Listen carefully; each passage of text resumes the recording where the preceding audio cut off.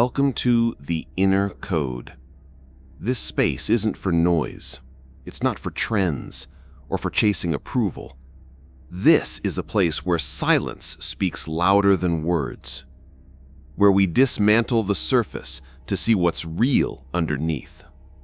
So if you're the kind of person who's always felt a bit out of step with the world, too deep for small talk, too awake to play dead, then you've just found your home. If you haven't yet, take a moment to subscribe, not because we said something flashy, but because you feel something real beginning. Today, we unravel something most people never dare touch. They can't control you once you let go. That's the headline, but the truth behind it is heavier, older, and stranger than the sentence suggests. Because letting go is not as simple as a motivational quote. Letting go is a death. And control? Control often masquerades as love, as duty, as logic. We've been taught since childhood to hold on to people, to expectations, to identity, even when it chokes us, even when it burns. Carl Jung didn't speak of letting go as a tactic. He spoke of it as a descent into the self, into shadow, into the place where all our attachments live and die. You've been told that your suffering comes from what others do to you. But look closer. Your pain is often not born in the event, but in your refusal to release the idea you had about how life should have gone. It's the tight grip, the clenched fist, the silent contracts you never even knew you signed. That's where control breeds. That's where it lives.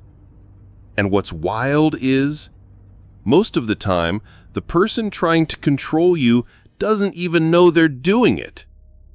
They need you to act a certain way because it keeps their world intact. They need your compliance to protect their illusion. When you shift, when you evolve, it threatens everything they've built their safety on. And so they resist, they guilt, they accuse, they withdraw. Not because you're wrong, but because your growth reveals their stagnation. And in that moment, you're faced with a question. Will you keep shrinking to make others comfortable? Or will you face the grief of letting go? Because make no mistake, letting go always includes grief. You grieve the image of who you were supposed to be. You grieve the connection you thought you had. You grieve the stories you told yourself to stay.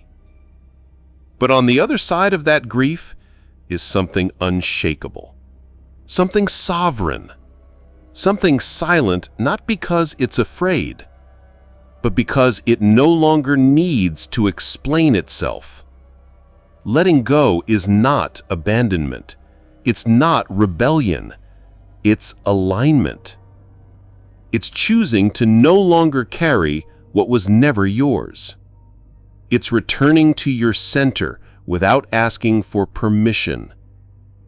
It's understanding that freedom isn't given, it's reclaimed. And those who once sought to control you will call it selfish. They'll say you've changed, and they'll be right. You have. You're no longer dancing in their drama. You've left the stage. And in the silence that follows, you hear yourself for the first time. That sound, that's the beginning of power. And you didn't get there by force. You got there by letting go. So stay, breathe, and keep listening. Because this is just the beginning. And if you're here, it's probably not by accident. Some part of you is ready to stop being moved by every gust of wind, ready to understand what it means to truly let go, not in defeat, but in freedom. Ready to explore the unshakable part of yourself that no one else can touch. Because you've already tasted what attachment costs, the slow erosion of your peace, the quiet desperation of clinging to what was never really yours to hold, the pain of needing something so badly you'd betray yourself just to keep it.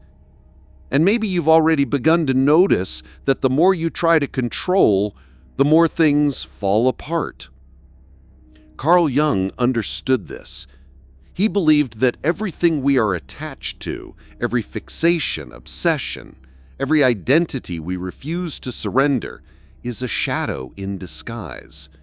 It's not about the thing itself, it's about what we've projected onto it, the story we've created to fill the empty space inside us. You called it love, but it was dependency. You called it purpose, but it was ego. You called it security, but it was fear. And you've carried this for years, for decades, trying to force people to stay, trying to make the world make sense, trying to bend the chaos into order. But something in you is beginning to break, not in a destructive way, but in a liberating one, like an old structure collapsing to make room for something honest. You've stopped arguing with what is. You've stopped begging to be chosen. You've stopped performing for scraps of approval. And now, in the stillness that remains, you're starting to feel something else. Not the high of being wanted, not the rush of control, but peace. The kind of peace that doesn't depend on the external. The kind of peace that no one can give or take away. Because when you let go of your attachment, you don't become cold, you become clear. Clear about what matters. Clear about who you are. Clear about what no longer deserves your energy. This isn't apathy, it's maturity.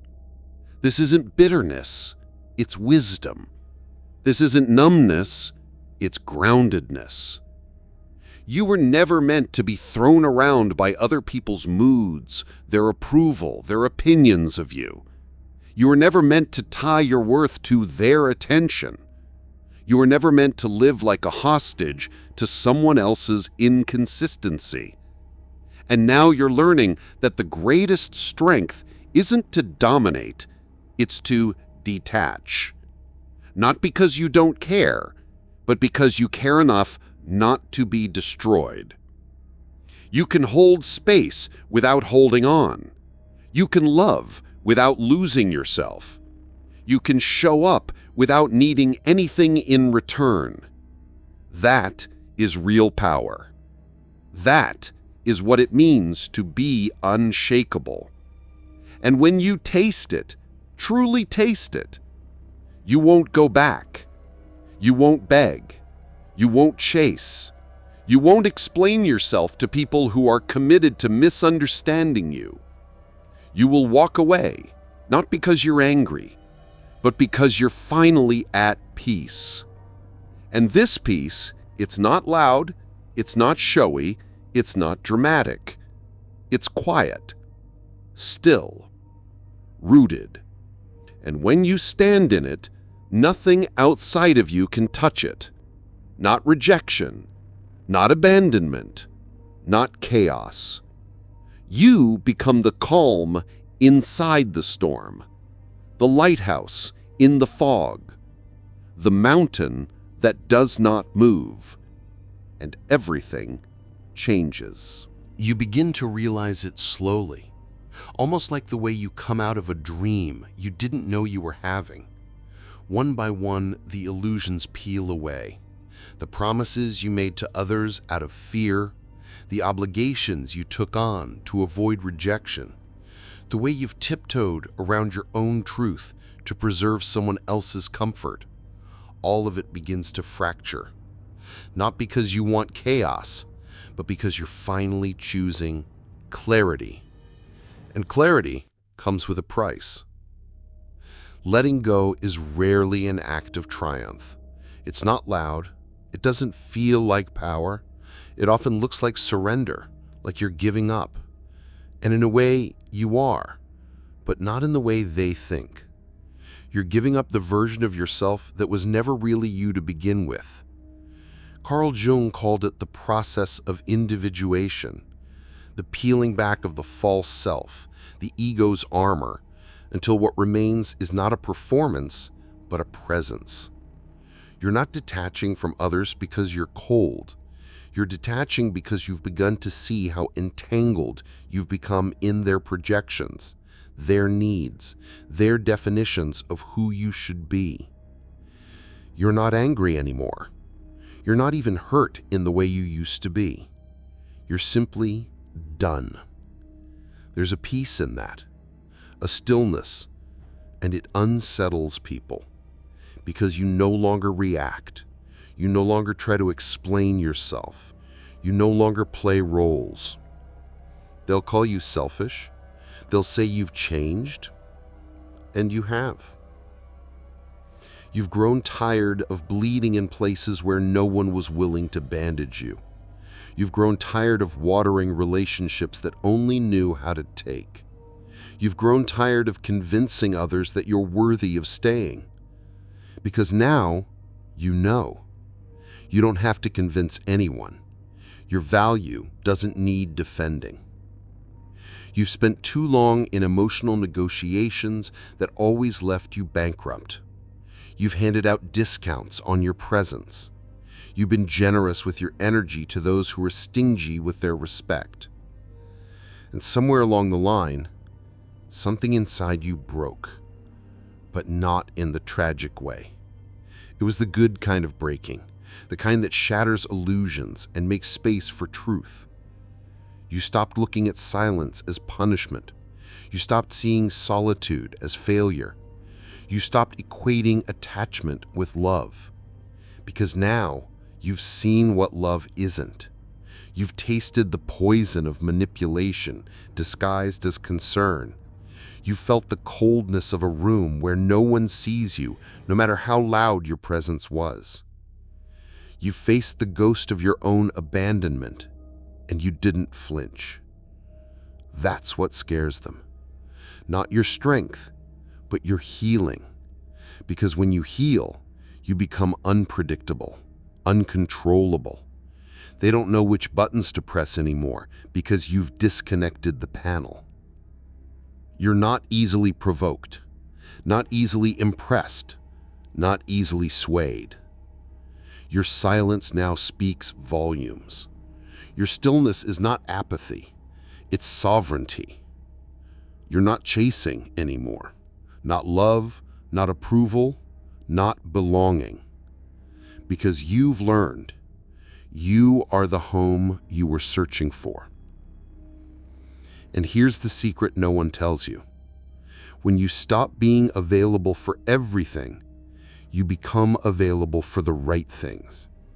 You stop being a magnet for chaos and start becoming a lighthouse for clarity. Some people will leave. Let them. Some people will try to pull you back. Release them. You don't owe anyone your regression. Carl Jung once said, "The privilege of a lifetime is to become who you truly are." And now, you are. Still, centered, quietly powerful, unshapable, not because nothing moves you, but because you've made peace with movement itself.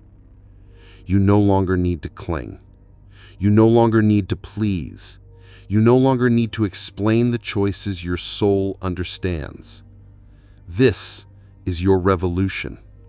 Silent, internal, absolute. And this is where the transformation roots itself, not in grand revelations, but in the quiet rebellion of choosing to live differently, of choosing to stay when it's uncomfortable, of choosing not to react when provoked, of choosing not to let chaos dictate your frequency. Because the truth is, you were never fragile. You were fragmented. You were scattered across roles and expectations, lost in the noise of everything that wasn't you. But now, piece by piece, you're returning to the center that doesn't move. You no longer need everyone to understand you. You no longer need validation to feel grounded. You don't even need guarantees to feel safe, because your safety no longer depends on outcomes, it depends on alignment. You're not unshakable because nothing touches you. You're unshakable because you're anchored. Anchored in what? In self-awareness, in divine timing, in truth. This doesn't make life easier, but it makes you truer. And something remarkable begins to happen. People start treating you differently, not because you changed your tone or sharpened your words, but because your energy no longer negotiates. You no longer offer your soul in exchange for acceptance. You no longer bleed to keep others warm. You no longer confuse being needed with being loved. You've become the witness instead of the puppet. You've become the mountain instead of the storm. And in that space, in that sacred quiet, you hear something, not from outside of you, but from within. A soft but certain voice, the one that's been there all along. The one that says, you were never lost, you were only silent. So let the world misunderstand. Let the stories twist. Let them say what they want. Your peace is not up for debate. And maybe that's the final detachment, not just from people, not just from noise, but from the need to prove anything at all. Let the stillness speak. Let your life become the sermon. Let your presence disrupt the noise simply by existing in truth. Because when you arrive here, fully here, you realize something. You don't need the world to follow you.